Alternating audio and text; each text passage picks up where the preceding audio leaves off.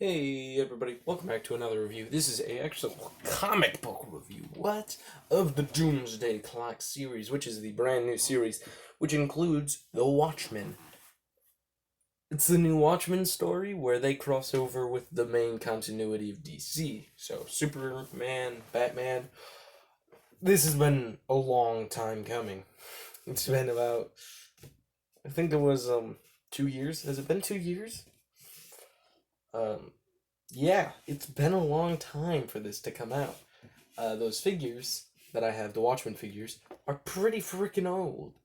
Um, but a lot of people were saying, oh, maybe it could be because of the TV show that they're releasing late, stuff like that. But that wouldn't really make sense. This is the biggest comic book, I think, for a while. It is huge. It is known by everyone in the comic book industry.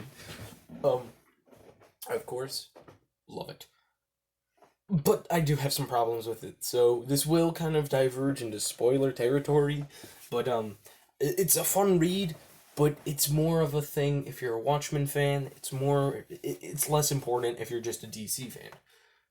But you should still watch this video because it's kind of gonna affect anyone, even if you like Marvel. It's gonna affect you. You'll see what I mean.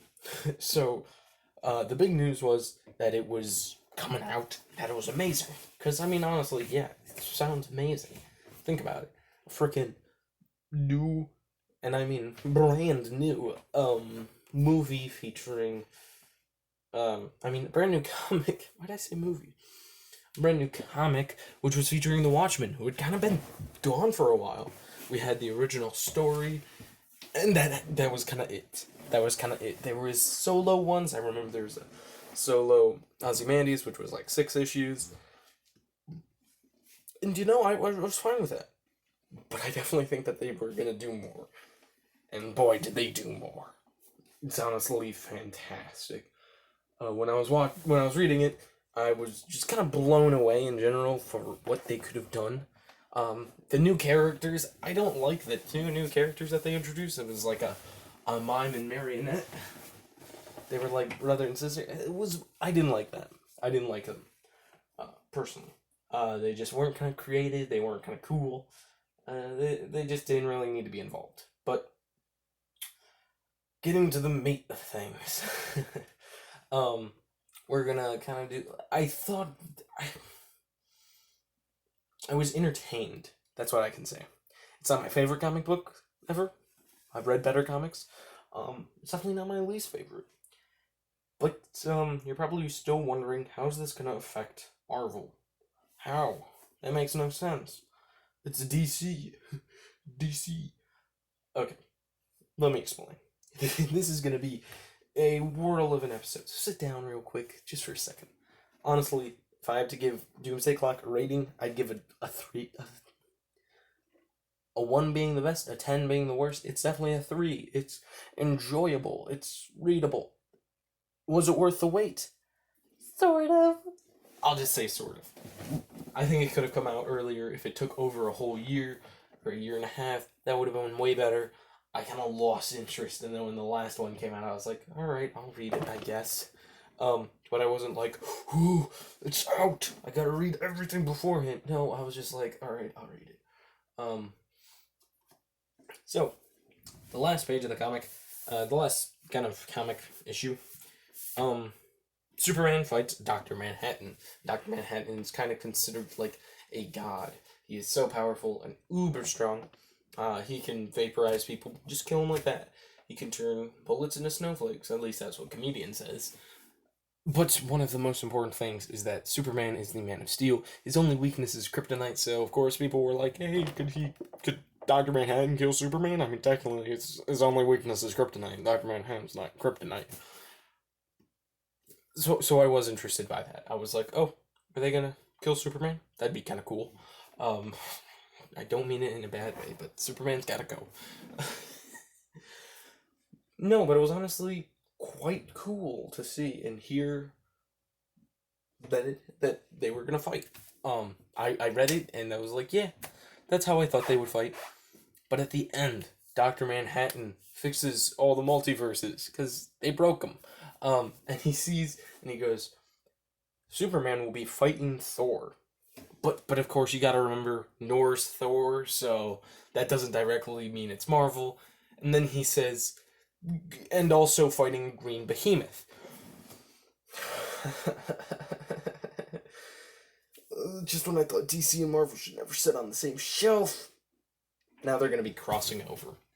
So the Green Behemoth does definitely result into Thor and Hulk are now going to be fighting Superman soon.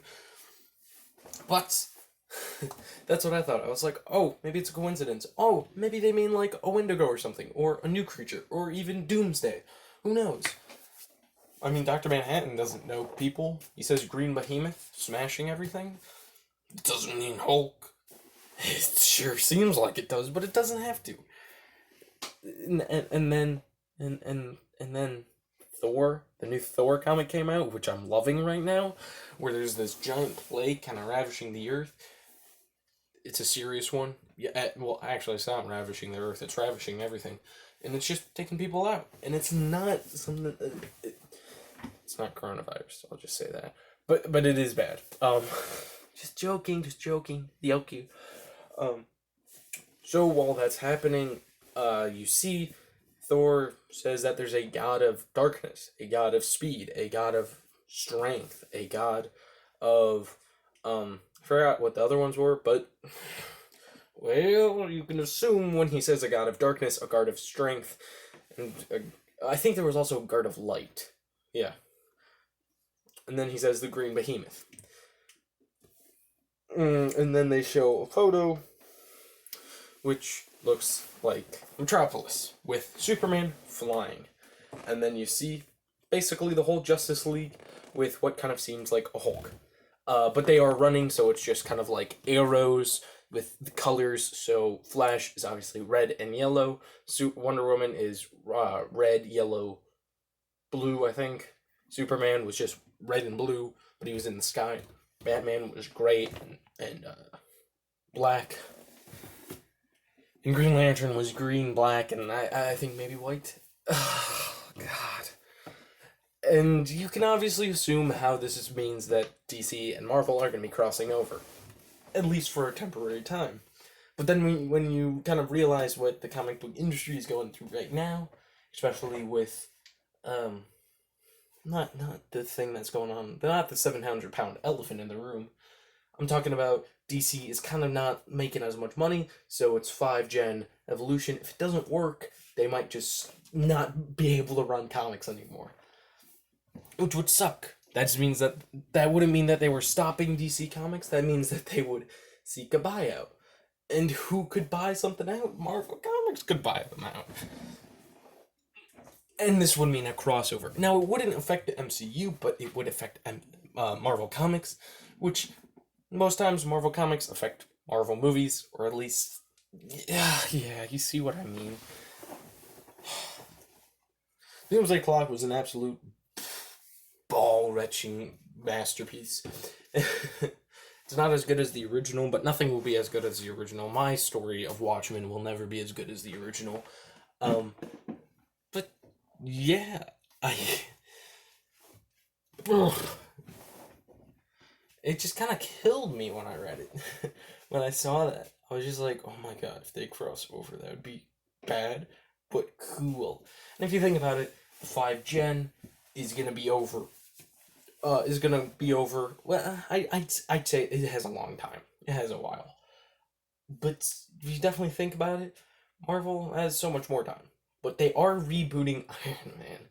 Iron Man 2020, the new comic line, which I'm now assuming is going to have some other tie-in. And I'm assuming that we might get a Captain America. And then more, guys. And then more.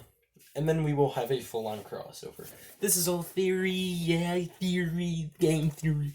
But it definitely has a lot of evidence, so this thing has a lot of meat to it. It's definitely a possibility. So, if you're a DC fan or Marvel fan, tell me how you feel about this possible mix. I'm sorry I seemed a lot more crazy than I usually do, because this is an exciting topic. But, it's gonna be weird, so tell me what you think in the comments below, and I'll see you in the next video. Bye.